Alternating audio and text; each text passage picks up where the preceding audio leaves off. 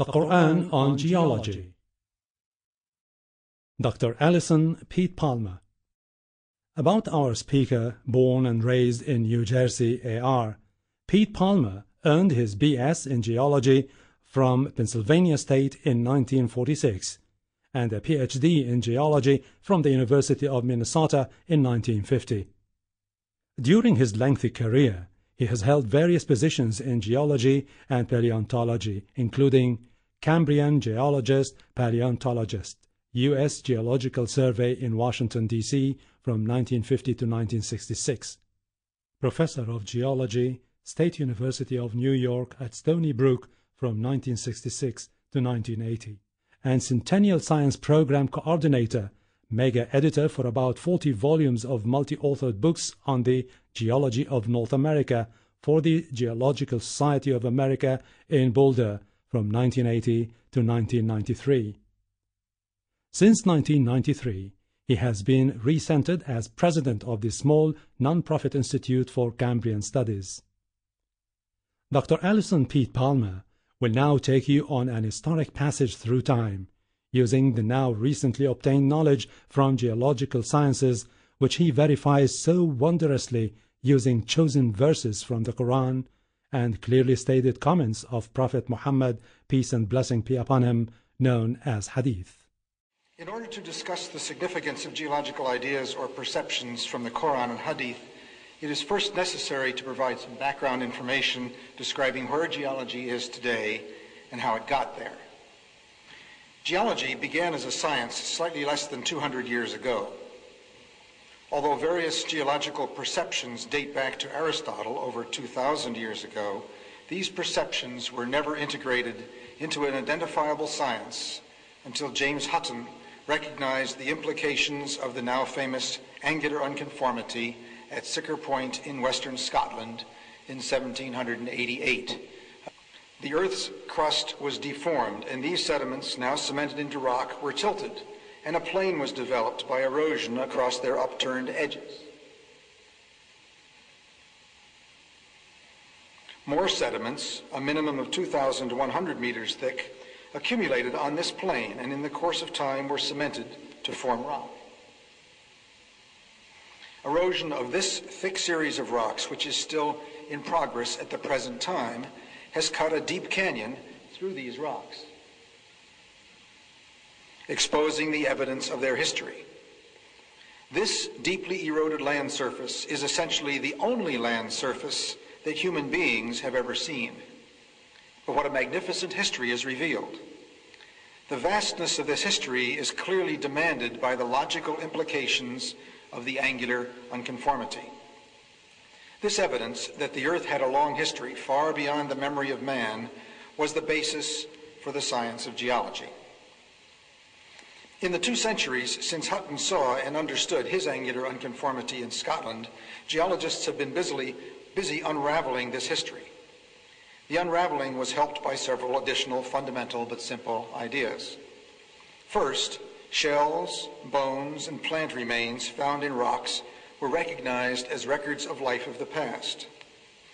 By the early 1800s, it was further recognized that the record of life in the rocks was different than it is today, and that the further back in time one went, that is, in lower and lower layers in the sequences of layered rocks, the more different the fossil record became. Thus, an empirical succession of geological ages was established. Each age was characterized by different assemblages of fossils found in the rocks. What do the Quran and Hadith say about all of this? Some key words from various parts of the Quran and Hadith have interesting implications. According to Surah 29, Ayah 20, God says, "Walk through the earth and see how God did originate creation."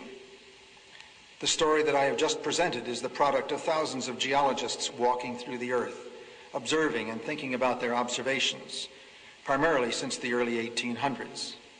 Next slide. Surah 79, Ayah 31, discussing creation and the earth, states, "He draweth out therefrom its moisture."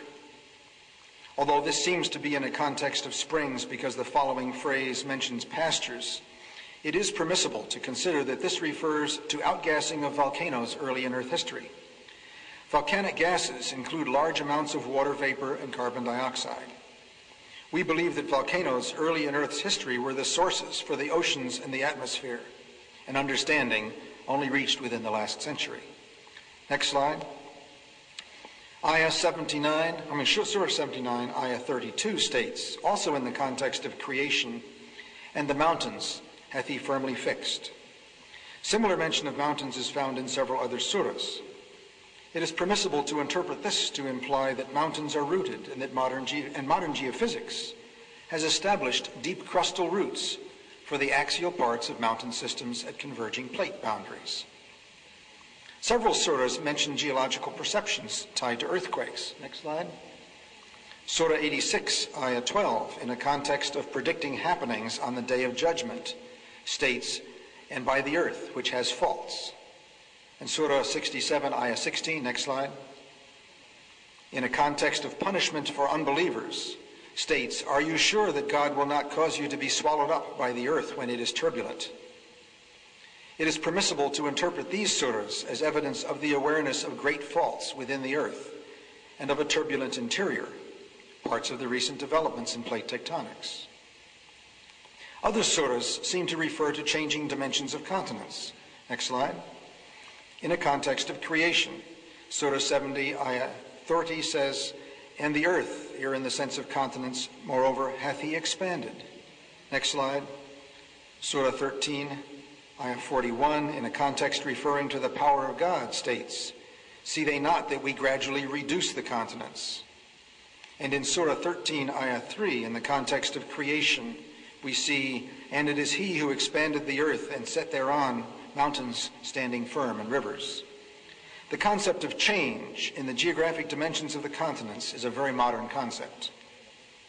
Perhaps the most intriguing thoughts are from a hadith in Sahih Muslim, where Muhammad states, as one of the signs of the coming of the Day of Judgment, next slide, that Arab areas will return to being fertile and green and with rivers. The archaeological and geological evidence that they once were green and will become green again is less than a century old. I have been asked, could Muhammad personally have known these things? The answer of a cautious scientist is, it is not impossible, but it would require a very sophisticated awareness of natural history. The Middle East has been and still is one of the more earthquake-prone parts of the world. Oral tradition may have mentioned fractures opening during earthquakes, and certainly the earth trembles as if its interior were turbulent on such occasions. In summary, the Islamic texts can be divided into three categories related to the past, the present, and the future. References to the past are expanding and shrinking of the earth, fixing of the mountains, deriving moisture from the earth's interior, and description of the past climate of the Arabian Peninsula. References to the present are the presence of great faults, a turbulent earth interior, and changing dimensions of the continents. References to the future are predictions about the return of better climatic conditions to the Arabian Peninsula. What is the significance of these statements made 1,400 years ago, long before the beginning of the new science of geology? We need research into the history of early Middle Eastern oral traditions to know whether, in fact, such historical events have been reported. If there is no such record, it strengthens the belief that God transmitted through Muhammad bits of his knowledge that we have only discovered for ourselves in recent times. We look forward to a continuing dialogue on the topic of science and the Quran in the context of geology. Thank you very much.